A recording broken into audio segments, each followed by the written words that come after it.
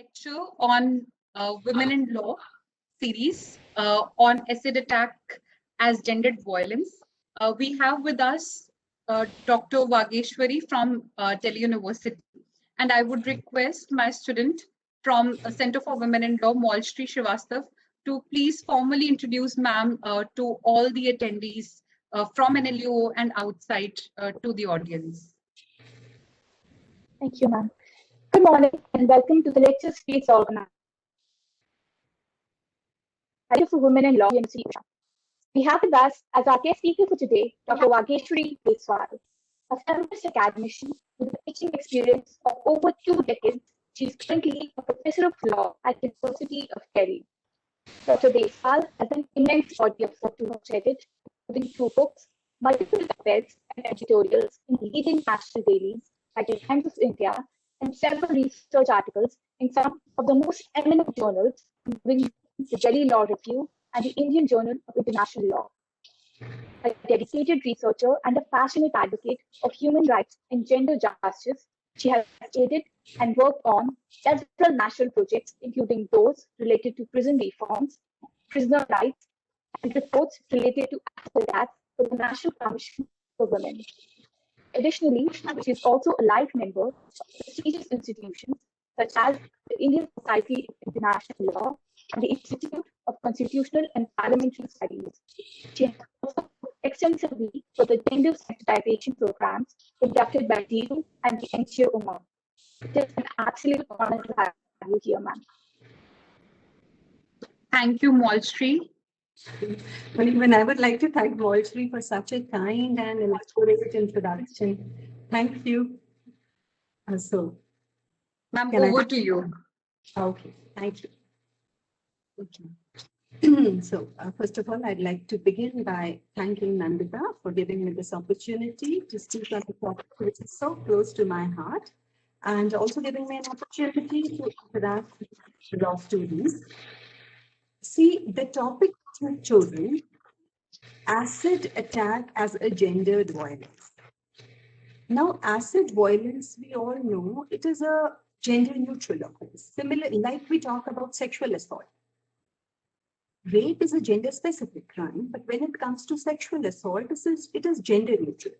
In the sense that both the victim as well as the perpetrator can belong to either of the sexes. It could be a man against a woman, man committing acid violence against a woman. It could be the other way around also. But still, when we call acid violence the gendered violence, that is because there is a marked gender skew. When it comes to acid attacks, majority of the victims, in fact, statistics have shown that 85% of the victims of acid attacks are women. The remaining 15%, who may be men, who may be children, who may be transgenders, now the reason for acid violence against those people is accidental. It could be freak industrial accidents, or it could be some other reasons. But it is very rare to find a premeditated acid attack against a man or a transgender. There have been some isolated instances. But look at the gender skew when we talk about acid offenses against women.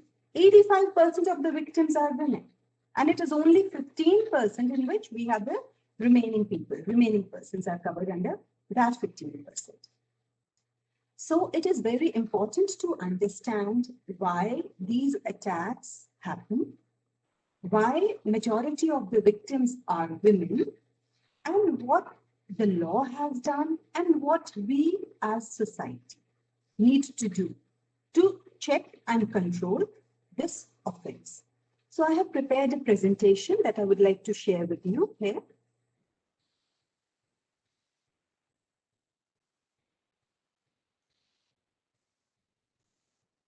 So I'm presenting this. Can you see? Is the PPT visible? Yes, ma'am, it is. So acid attacks, a gender crime. To begin with. Now, whenever we talk about acid attacks, they are popularly known by the name vitriol. Now, why we call them vitriol agents? Why it is known as vitriol agents? Because the most commonly employed agent in acid attacks happens to be sulfuric acid. Okay. Sulfuric acid, which is very commonly available and accessible to everyone, and that is the agent which is most commonly employed by accused persons in acid attacks. And that is why, because vitriol is another name for concentrated sulfuric acid. So the term vitriolage has come from oil of vitriol, which is sulfuric acid. Okay. There are cases where nitric acid, hydrochloric acid has also been used. Then there are instances where alkalis have also been used. But the most commonly employed agent is sulfuric acid, and hence the name vitriolage. Now, globally, the highest number of acid-related incidents take place in UK every year. As per the data which is available, there were 600 cases of acid attacks in the year 2016 alone. Now, these are statistics for UK. So many times I've counted people who say that acid attack is a third world problem and it happens only in places such as India, Bangladesh, Pakistan. So I would like to correct them by showing them this data. Let's see, acid violence is something which happens everywhere, regardless of the stage of development of the civilization. See, UK, it's a developed country, so acid attack is something which happens across the globe, and it is something that needs to be checked and controlled. But in UK, it is more gender neutral. The highest number of acid violence incidents against women, they take place in Bangladesh. And there too, majority of the incidents, they take place within the family. So you see, it is patriarchy that is to blame for majority of acid attack victims. When we talk about those who are known to the victims, such as family members, jilted suitors, spurned lovers, so all these are the ones who are responsible for maximum number of these acid attacks. In India also, there is a marked gender skew against women, and 85% attacks are against women, and majority of victims are between 14 to 35 years of age. You see, the ages when women, they are sexually active, they are presumed to be sexually active between these ages of a marriageable age, most desirable they are considered. So this is the time, this is the age when the majority of the victims are targeted.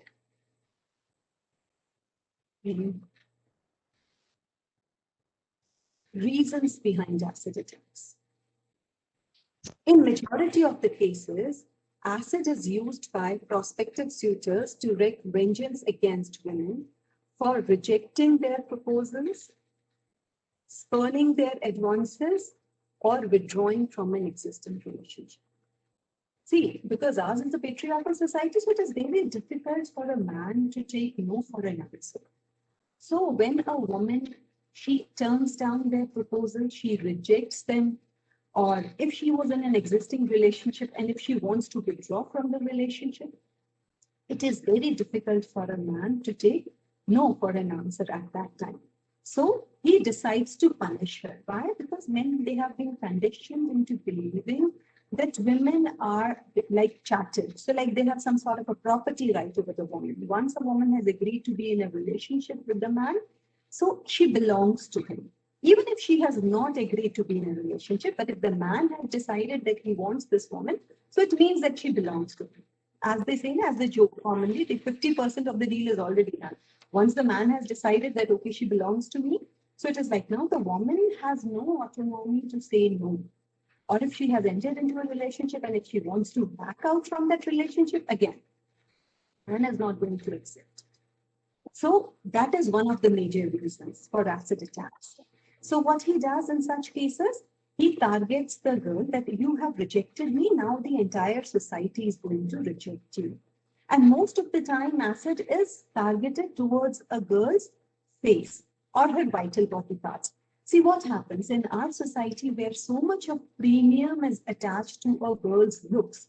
So if you are going to destroy her looks, her marriage prospects will become zero, her personality will be destroyed, and there are n number of other consequences also, which we will be discussing.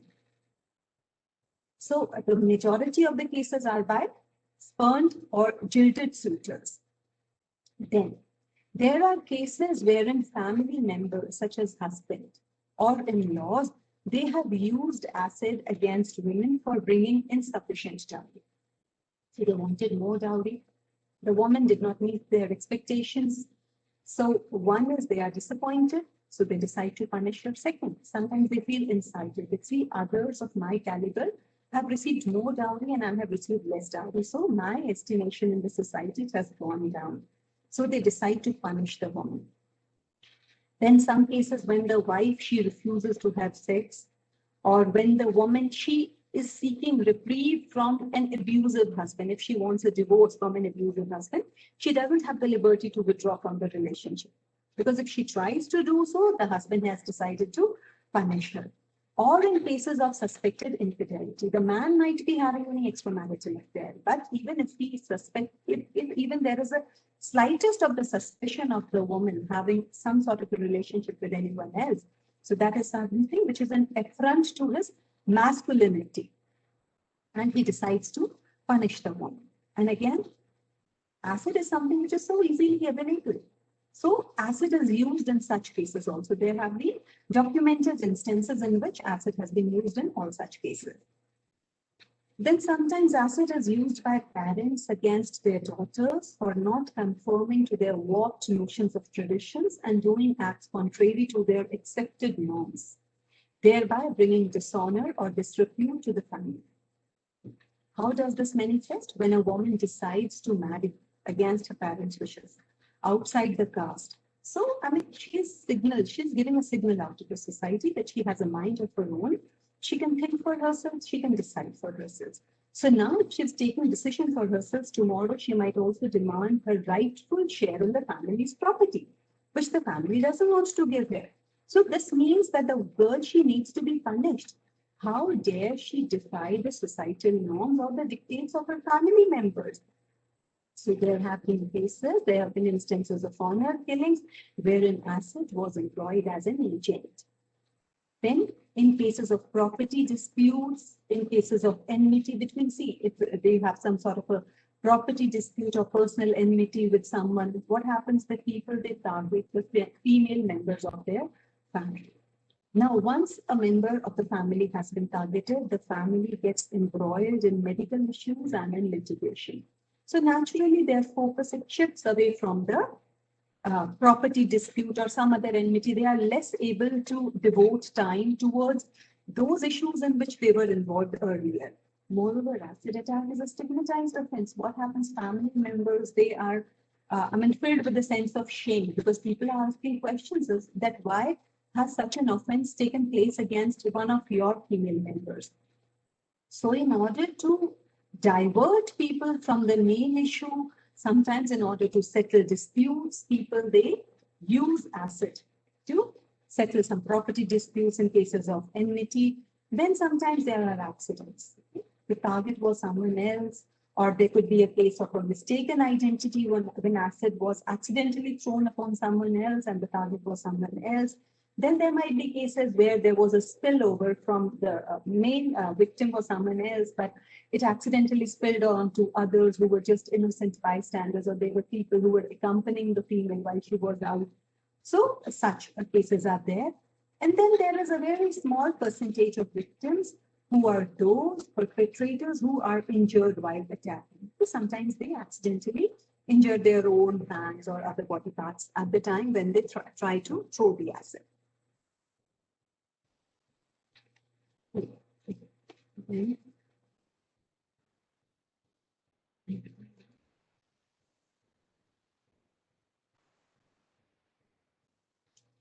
Then implications of acid violence. How does it impact people? First is physical. Acid has a deep impact on the physical appearance of a person. See, wherever the acid has been targeted, depending upon the strength of the acid, how strong the acid is. Next is the concentration of the acid. A strong acid, if it was diluted, there is a possibility that it would inflict a lesser damage.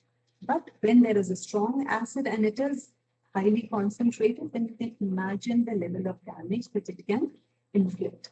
So there could be physical damage depending upon the body part that was targeted. If it was thrown at the face, the eyes might, what we can say, the person might get blinded. The nostrils might shrink. The nostrils might actually get glued to each other. The lips might get sealed. The cheeks may get burned. In other cases, there is a possibility that the eyebrows and the eyelids are burnt beyond repair. So what happens that the persons, they are permanently not able to wink or close their eyelids, and there are innumerable sorts of problems to the eyes because of less what we call as hydration in the eyes. Sometimes when the nostrils, they are they get melted, a person is not able to breathe. There have been cases where doctors have had to put a tube inside the nostrils to enable the person to breathe in and breathe out. Then sometimes the lips, they get sealed, due to which a person is not able to eat. They are not able to speak.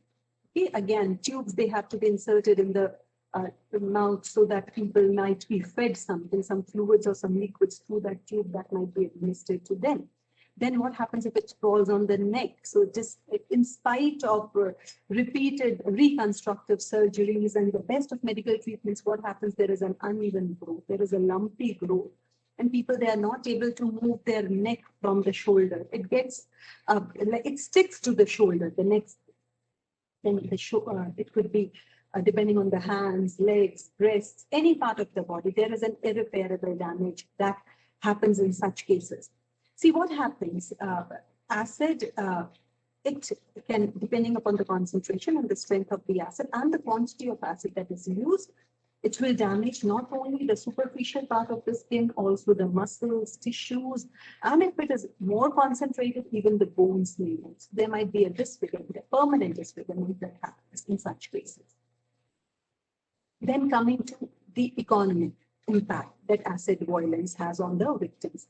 First thing, if they are working to lose their jobs, because it becomes very difficult for acid victims to carry on with ordinary employments. See, because there is a very lengthy treatment and a very expensive treatment that they have to undergo after acid attacks.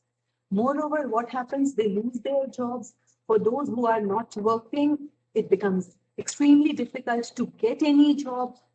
The treatment is extremely expensive. Then it is very lengthy also, so a lot of money goes into the treatments. Then the metabolic requirements of the body food, nutritional requirements are exceptionally high in cases of acid victims. So they need lots of food, lots of nutrition to make up for that metabolic requirement which rises in their body to cope with the loss of protein and the loss of energy that their body saps up in order to recover. Then these people, they need to be kept in cold environments. See, in a country like India, where 10 months of the year we have summers, so these people, they need to be continuously kept in air-conditioned environments. Then they need heavy dose of medication, pressure garments. All this, it takes a toll on the family's finances. And then you need a person who is continuously taking care of the victim. So there's a lot of drain on the family's resources. So it's an extreme economic financial burden for the family wherever such an unfortunate incident takes place. Then coming to psychological implications of acid violence. A person who has been targeted, who has been subjected to acid violence, constantly lives under the fear of another attack. Those people, they are scared for another attack. They are also scared that in case they testify against the accused, their family members might also be targeted with acid. They might also be attacked with acid. Then what happens? That these people, they suffer from insomnia. Then there are feelings of depression. There have been cases, documented cases, wherein acid attack victims have filed before the Supreme Court asking for, they filed a mercy petition asking to be killed, asking for euthanasia, for them to be euthanized. So there is a deep psychological impact. These people, they become social recluses. They are scared of going out in the society because, see, the society looks down upon them. One, there is a stigma that why did this take place with this girl only, or why was she only targeted? And then the appearance of the victims. I mean, it's not a very pleasant sight to look at. Someone who has been, because they don't conform to the common standards of beauty that we have ascribed in the society. So what happens that these people, usually people, you can see a look of frown on the faces of bystanders or people whoever talks to them. So there is a feeling of disgust that creeps in some people when they talk to these people, looking at the condition of their face and their skin. So all this has a deep psychological impact on the victim. And then there is a social, definitely these people, they never get invited to any functions. Times are changing, so we have seen places where acid victims, they are called and honored. But by and large, these people, they are not invited to family get-togethers, social functions. So these people, they become social recluses. So there's a social impact. And then the overall impact on society, what happens? That when any girl, she is attacked by acid, so generally others also, they are scared for their daughters. Okay? So other people will also start imposing restrictions on their daughters. They don't go out, don't befriend people of the other sex, or don't wear this, don't. There are many instances where girls, they have been pulled out of schools. Okay? And the overall impact on the society is that when girls, they are subjected to so many restrictions, they somehow start blaming themselves.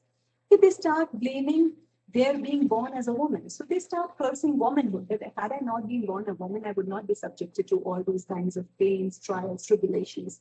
So all this impacts the society in such an adverse manner that people, they don't want daughters. So then this has a cascading effect in a way that then there are things such as female feticide, such evils, they creep in the society. So acid violence, it has a deep impact, and it impacts each and every aspect of the individual's life as well as society.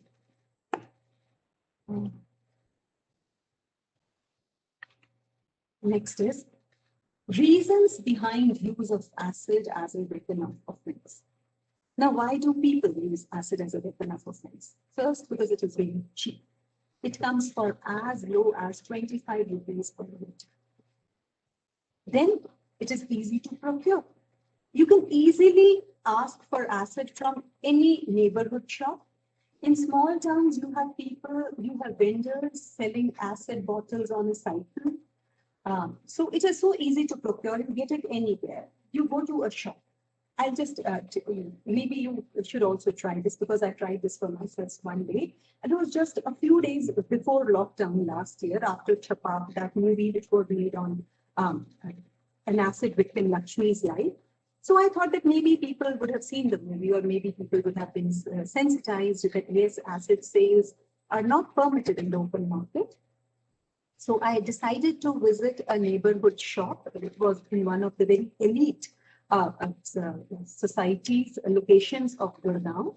That is a big supermarket. And I just went and I asked the shopkeeper that please give me a toilet cleaner. So he asked me, madam, do you want any specific brand? I said, no, just give me a good toilet cleaner. And he placed a bottle of acid in front of me.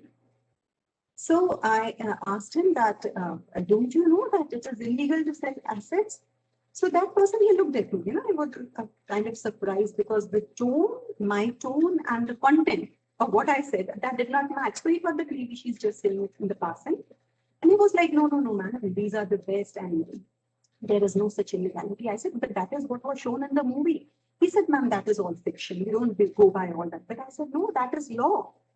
When I insisted, it was at that moment that he realized that no, what she is talking is serious. Okay? And then what happened? My kids who were accompanying me, definitely, they just walked away from me. See, nobody wants to be seen with an activist mom. So they were like, oh no, mom is unnecessarily going to create a ruckus again. But then I couldn't just bear this thing that see, despite so many years of having a law to regulate acid sales in 2013, we got the model poisons rules in 2015 and Lakshmi versus State of India. There were clear-cut comprehensive guidelines issued by the Supreme Court of India. And despite so many clear-cut guidelines. We can see that there is a legislative will, but then there is a lack of implementation, a sore lack of implementation on the part of authorities. See, and despite having a movie also, which I thought that maybe people would have seen that, they are all aware that it is something which is not permitted, but they don't want to believe it. They believe that no, it is something which is in the past. And they don't realize the magnanimity of the situation, how bad it could be. See, all it takes is a few drops of acid for a perfectly healthy skin to be reduced to a mangled mesh of bones and flesh. Irreparable damage beyond control. And still people don't realize that what is it that they are contributing towards.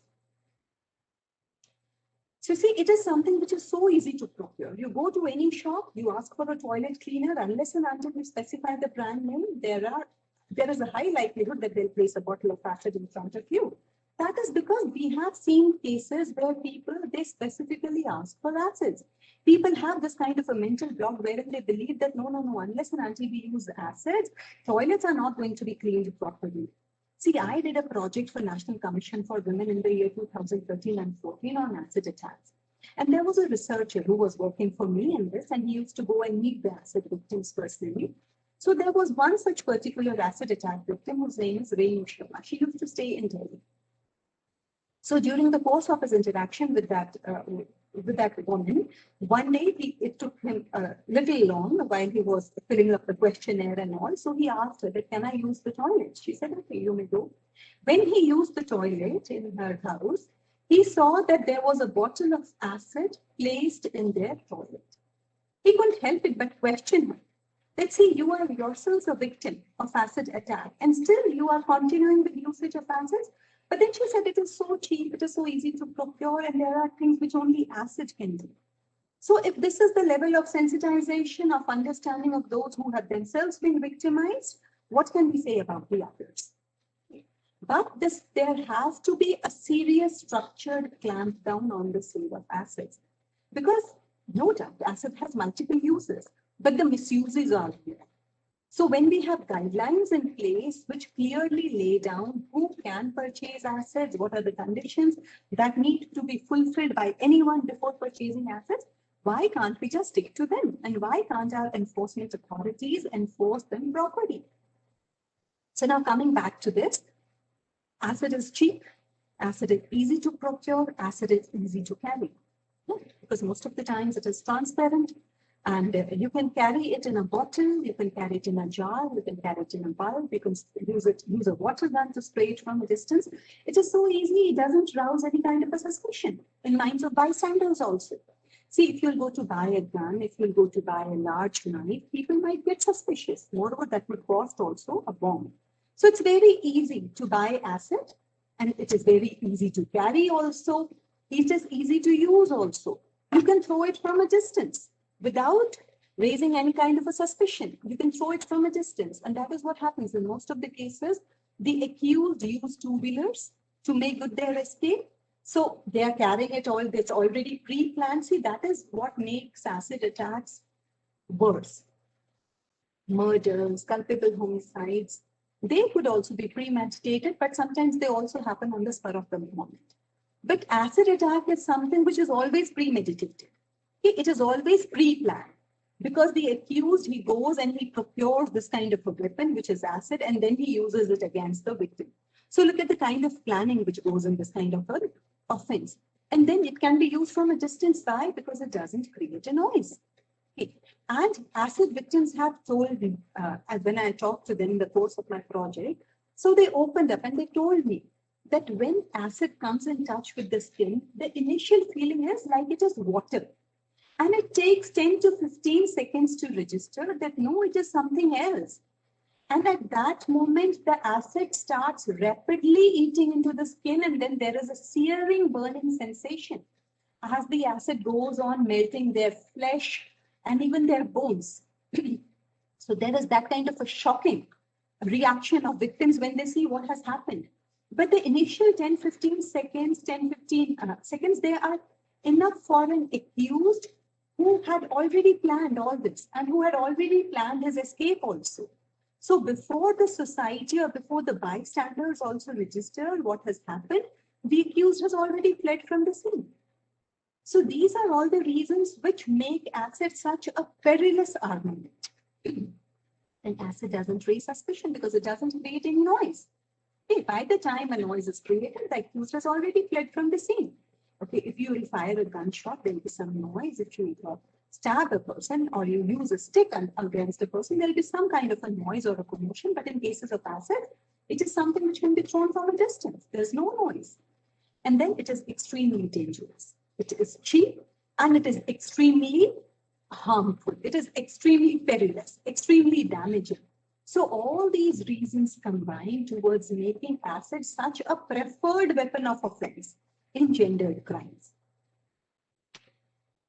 Then, the number of acid attacks, incidents that are reported every year. I had data only till 2018. So you can see, despite the laws, the number of incidents, they are quite the same from 2003, 2014, then in 15, 16, 17, 18. And another thing is that this is all, there is a gross underreporting when it comes to acid attack. Because again, because of the stigma that is involved. See what happens, ours is a country wherein although the offense has been committed against a victim who has been raped, who has been subjected to sexual assault, sexual harassment or acid attack, but we don't blame the accused. There is this victim blaming in which we try and justify the actions of the accused. We try and find faults with the victim's behavior, that maybe she asked for it. She must have done something. She must have led the boy. Okay, why did she allow the relationship to reach the level that when she decided to withdraw, the boy had to punish her? See, boys will be boys. I mean, boys, they are possessive. Boys are possessive by nature. Now, these are the kind of justifications which we have for male toxic behavior. Now, and due to which we are always questioning the victim. What we don't understand is it is the accused who is on trial. It is the accused who has committed the wrong. And if at all there must be any questions raised, it must be on the accused person, not on the victim. See, the 10 most toxic states in India with the highest number of acid attacks are Uttar Pradesh and West Bengal. So you see, there is no common thing we can say because Uttar Pradesh, it is very, very patriarchal. Coming to West Bengal, still women, they are considered as more liberated in Bengal, but still there are high number of acid attack cases in both these states. And the majority of victims in both these cases, in both these states are women only. So it is something which is cutting across all sections of the society, all classes, all castes, all religions and all regions. Then the law that we have relating to acid attacks. The law that we have. We've got two provisions in our laws, Section 326A and Section 326B. Both these provisions, they were inserted in the IPC in the year 2013 after the Nirbhaya incident. When we got the Criminal Laws Amendment Act 2013, it was at that time we got these two provisions related to acid attacks. It is not that we did not have acid attacks before that, but we did not have the statistics. Why? Because there was no specific head under which it could be covered. So acid attack cases would be covered under grievous hurt or simple hurt, depending upon what the police officer who registered the FIR or who prepared the case decided was more appropriate in any particular case, depending upon their own notions of what is of morality and what is a correct behavior for women. They would decide as the charges that they would like to put in any particular case. If they felt that the girl was also to be blamed for that, then they would impose a lesser charge, or sometimes they would not register FIRs altogether. This situation has changed now because registration of FIRs has been made mandatory in cases of acid attacks. Then moreover, as you know, it is only the highest offense. Okay, sometimes what happens that an offense, it makes up for more than one charges. So it is only the highest charge which registers in the data. Like if a rape victim dies, so her case would be reported under murder, not under rape. Similarly, in cases of acid attacks, what would happen? That if the victim would die, it would be reported as a case of murder or culpable homicide, or if she was injured, it would be reported as a case of grievous hurt or simple hurt. So since we did not have a specific head, so we did not have any data related to acid attacks. But our legislators, they realized that we needed to come up with a specific law to control acid attacks. Now, it was something which our neighboring countries had done long back. See, number of incidences of acid attacks were extremely high in Bangladesh. So what they did, in 2002 itself, they enacted twin legislations. One was the Acid Crime Control Act and one was the Acid Crime Prevention Act. So they drafted two specific legislations to deal with acid crimes. One of them prescribed punishments for the kind of damage that was inflicted by the acid. If the acid inflicted a permanent damage, such as if a person was blinded, or if a person could not speak, or if a person lost any other senses, or if the acid was targeting any of the vital body parts, then in such cases, the law prescribed even death penalty in such cases. And then depending upon the level, the amount of injury that was inflicted, punishment, the quantum of punishment would be determined. And the second law, it prescribed a ban on sales of acids. In Bangladesh, there are so many industries which are acid-based, in which the principal, what we call as the raw material, it consists of acid. So there are many acid-based industries. So there it was very, very important to control or curb the misuse of acids. And that is why they put a total ban on sales of acids, unless and until it was for some authorized purpose. And the sale, purchase of acids, they had rules for all that. See, another of our neighbors, Pakistan, in 2011, they had also inserted two provisions in their penal code. In 2011, they did that, something which we did in 2013. And in 2018, they have enacted a specific law to deal with acid attacks. So in 2013, we also enacted these two provisions. One is voluntarily causing grievous hurt by use of acid, and second is voluntarily throwing or attempting to throw acid. So you can see how serious our legislators were about it when they decided to enact a special provision for acid attacks and also make attempts at throwing acid specifically punishable. See, there are very few offenses in the IPC which have been made for which we have separate provisions penalizing attempts. Otherwise, we have one single provision in the form of Section 511, which penalizes all attempts at committing any of the crimes which have been prescribed under the IPC. So there are very few offenses such as culpable homicide, murder, for which we have distinct provision which penalizes even the attempt at the commission of that crime. So acid attack was considered to be that serious an offense that we needed a specific provision which would penalize even attempts at throwing acids. So I'll go through these provisions. Section 326A, which says voluntarily causing grievous hurt by use of acid. It says, whoever causes permanent or partial damage or deformity to, or burns or maims or disfigures or disables any part or parts of the body of a person, or causes grievous hurt by throwing acid on or by administering acid to that person, or by using any other means with the intention of causing or with the knowledge that he is likely to cause such injury. So you see, they put both intention as well as knowledge. So now no accused can take the plea that, see, I did not know that it is such a dangerous weapon. So this kind of a plea is not to be permitted. If you have thrown acid, you would be held liable for that. Shall be punished with imprisonment for either description for a term which shall not be less than 10 years. That is another progressive step, that we have prescribed a minimum punishment.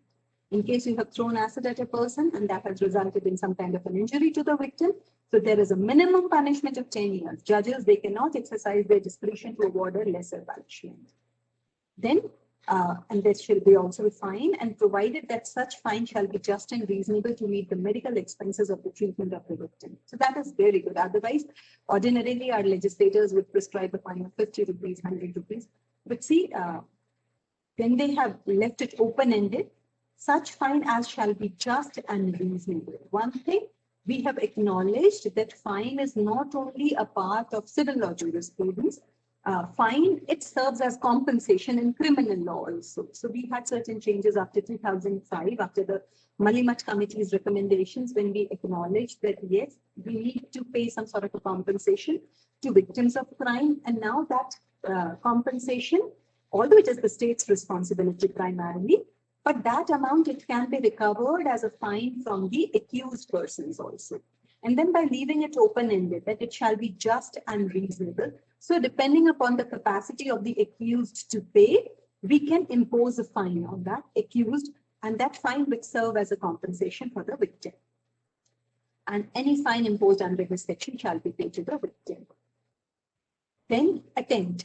Whoever throws or attempts to throw acid on any person or attempts to administer acid. So it's very clear. So even if you have tried to administer acid by way of injection or by feeding or by making the woman drink that acid, so even if it has been administered or even if it has been thrown. See, in criminal law, the legislators, they have to be very careful while drafting the law, because see what happens, we interpret these laws strictly. So unless and until the act of the accused is squarely covered within the definition that has been laid down by the legislators, the benefit of doubt, or whenever, if it is, if there is any kind of a, what we call a shortcoming, and the case of the accused doesn't fall squarely within the parameters as laid down by the legislators, the accused gets the benefit. So to do away with all this, see, it has been very meticulously drafted when they say, whenever whoever throws or attempts to throw acid or attempts to administer acid. See, if you are feeding acid to a person, it would not be covered within the definition of throwing acid. So they have made it very clear. Or attempts to administer acid to any person, or attempts to use any other means with the intention of causing permanent or partial damage, deformity, burns, maiming, disfigurement, disability, or grievous to that person shall be punished. So now this is a minimum 5 years imprisonment for attempts at acid attacks also. Then explanation 1 is very important, because what it says, acid includes any substance which has acidic or corrosive character or burning nature. Again, now applying the same logic as I explained to you earlier, strict interpretation of statutes. What happened if we were to stick to acid meaning as only acid? So see, till 10th we've all studied science. And so we all know that there's a difference between the pH value of acid and alkalis, acids and bases. And alkalis are equally dangerous. Many of the alkalis are even more dangerous than acids. So if we would have retained only acid attacks, accused persons could have always taken the plea that the substance or the chemical which are used is not technically an acid, it's an alkali. So that is why they have explained it clearly that acid includes any substance which has acidic or corrosive character or burning nature that is capable of causing bodily injury, leading to scars or disfigurement or temporary or permanent disability. Then explanation 2 is, for the purposes of section 326A and this section, permanent or partial damage or deformity shall not be required to be irreversible because of medical advancements, technological advancements. Now we have, now science has developed to an extent that the damage might be reversed. But that if the damage is reversed, it doesn't mean that the offense did not take place in the first place. If the offense has taken place, if the victim has suffered damage, the accused would be punished for that, irrespective of the fact that the victim recovered later on. Okay, once the offense has been done, the accused is liable to be punished for this thing. So these have been made both cognizable as well as non-liable.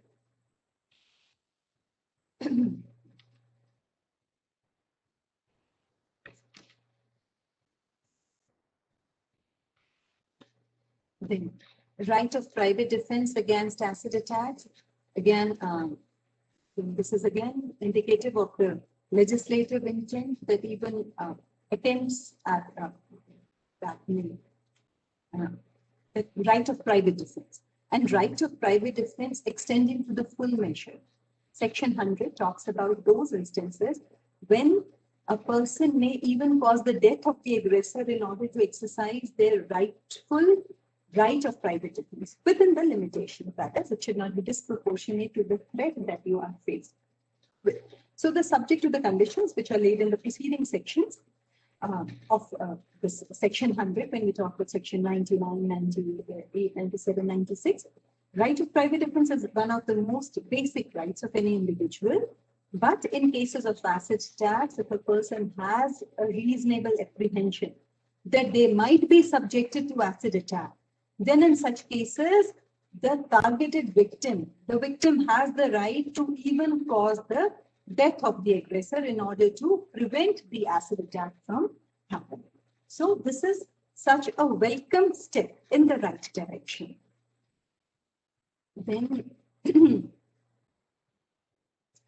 acid attack is also covered under DV Act. That was even before 2013. So we had acknowledged acid attack to be an offense and a woman could claim a relief against it, but it was not a criminal offense before that, because it says in domestic violence, even acid violence was recognized as one form of violence against the woman.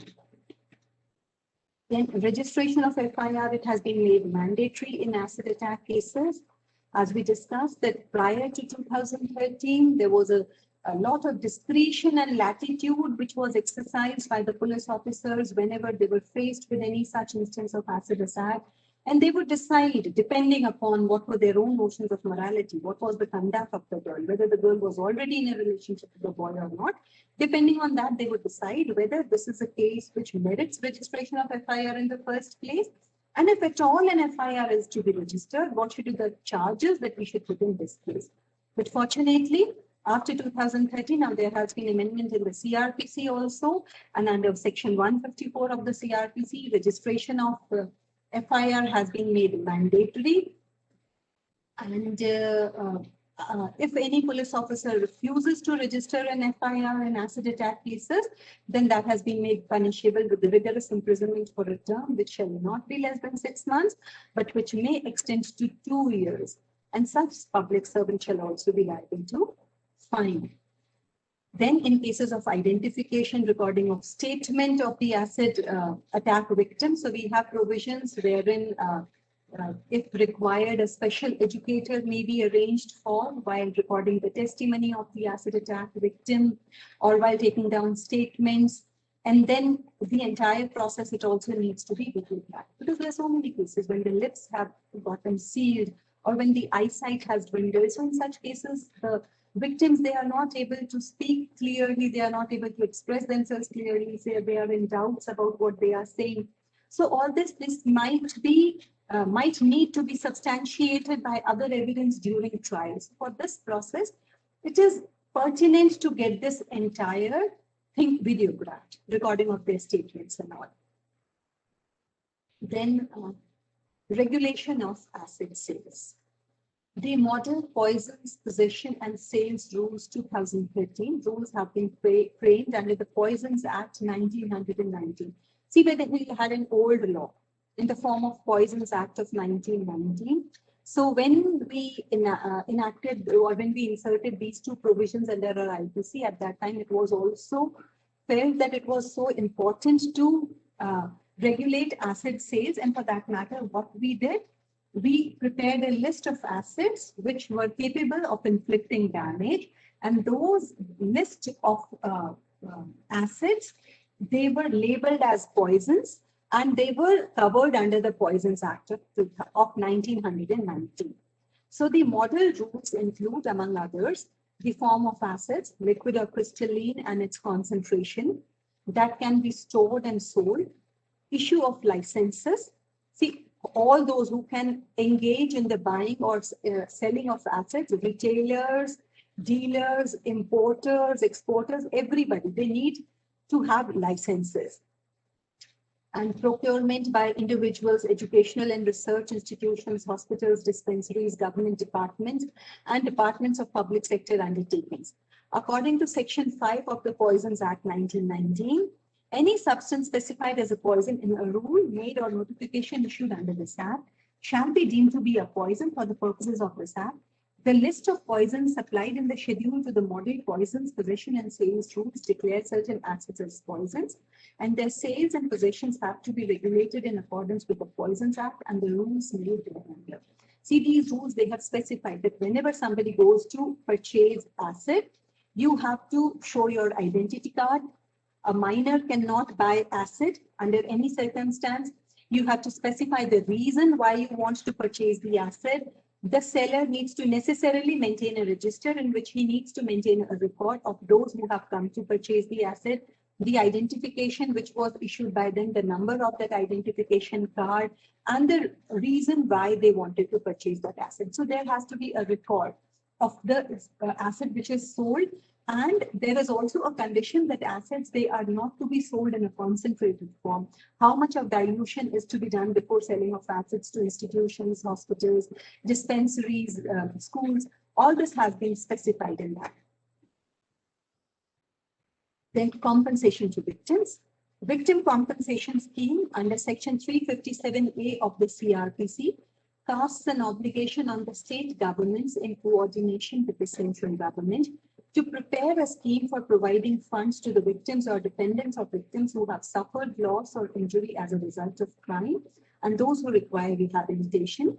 Under section 357B of the CRPC, it has been clarified that whenever the court awards payment of compensation to survivors of acid violence, the compensation payable by state government under 357A shall be in addition to the payment of fine to the victim under 326A of the IPC.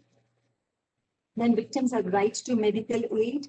See, whenever any victim of acid attack is brought to the hospital, there is a threefold duty on the hospitals. One, they are supposed to administer first aid to the victim then and there immediately. Second, they are not supposed to charge even a single penny for that first aid. And third, they are supposed to immediately inform the police about any such incident, whatever might have happened. So these threefold obligations are not merely moral obligations, that is providing a free treatment. This has all now been made into a legal obligations, and the failure to perform or discharge these legal obligations would make even doctors and hospitals liable to criminal punishment. There's also a duty on the doctor to inform the police. Then testimony of acid attack survivors. So what it says, if the witness is unable to communicate verbally, the court shall take the assistance of an interpreter or a special educator. And also the statement needs to be videographed so that it may be cross-examined and all whatever is required may be done at a later stage. And then presumption as to existence of certain facts, because it says that sometimes what happens, the victim might be the sole witness, or other witnesses might be reluctant to depose against the accused, which happens usually in cases of acid attacks which have been inflicted by family members. So the shackles of family, there are there are such close-knit relations in family members. Nobody wants to depose against another family member. So what happens in such cases? It is very difficult to have any witnesses who might testify against the accused person. Then there might be possibility where the accused may have fled the spot, also taken away the means in which he carried the acid, due to which recovery of weapon of offense becomes very difficult. In such cases, if circumstantial evidences point towards involvement of the accused, the court may convict him with the help of section 114. So all these provisions, they were inserted, and their interpretation was molded in order to suit easy, fast prosecutions and easy convictions in acid attack cases. Then coming off, you can see this chart on the screen. Number of acid attack incidents have been rising, but sadly, the number of people who have been cheated for the crimes has gone down. See, despite having a specific provision for that. See, this is regarding police disposal of acid attack cases. If you can see, in 2018, there were 240 acid attack cases reported. Now, there is a gross underreporting. So this doesn't reflect the exact picture as to what is actually happening in the society. The number of acid attacks might be higher. There are only 240 out of those cases which have been reported. And out of those, only 150 have been investigated. The police doesn't want to investigate such cases. So the police also encourages out-of-court settlements in such things. So due to which, what happens, we have very few cases which are being investigated. And then look at the number of conviction here. If we're talking about 2018, only 19 cases have resulted in conviction. So that is such a poor number, or that's such a poor rate of conviction in acid attack cases, although having such strict laws. Despite having such strict laws, specific provisions to deal with acid attacks, look at the poor rate of conviction. There's a high rate of attrition. Most of the cases, they are by family members. So those family members, they compel the victims to withdraw their cases. In the first place, they don't allow them to approach the police. If they have approached the police, they are compelled to withdraw the cases. They are compelled not to testify against the accused persons. All this leads to a very, very poor rate of conviction. Then NALSA has launched a scheme in 2016 to provide legal assistance to acid attack victims and ensure that they are appropriately rehabilitated in the society. For this, in cases of acid attacks, you can see there is a minimum compensation of 7 lakh and there is an upper limit of compensation which is rupees 8 lakhs. And it also says that in case a woman victim is covered under one or more category, she shall be entitled for combined value of compensation. And in case of minor victim, the limit of compensation shall be 50% higher than the above mentioned amount. So this is just a guideline which has been drawn up by NALSA. Some states, they have prescribed even a higher compensation for victims. There are many states which have put the upper limit as 10 lakhs. And then they have some states which are talking about, which are mulling over the possibility of making the entire treatment free of cost for the acid attack victim. Because as it is the responsibility of the state. It is the state which has floundered in the first place to protect its people, its women, against these kind of gendered violence. So it is their responsibility to ensure that there is a full and proper treatment of the victim. So that will be all for the presentation. Now I'll be open for questions. Thank you so much, ma'am, for such an exhaustive exposition on acid attack victims, not only the legal provisions spanning so many laws, but also the social and psychological implications of acid attack victims have been dealt in such an extensive detail. I would now request all the attendees to please type in your questions, if any. Dear students, you will not get this opportunity again, so please type your questions or unmute yourselves.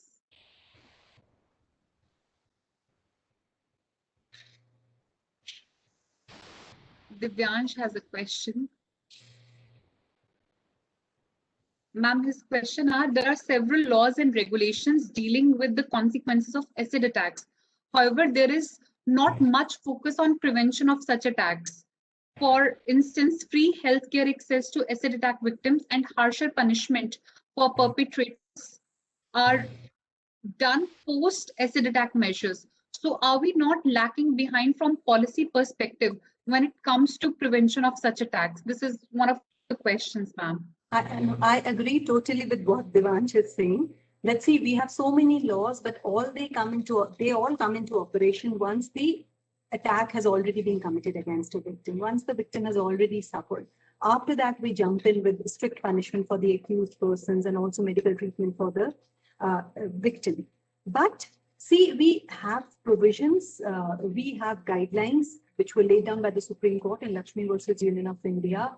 And then we have piecemeal and scattered provisions in the form of Poisons Act and these model poisons possession and sales rules 2013. But I feel that this is too little and all this has come in too late.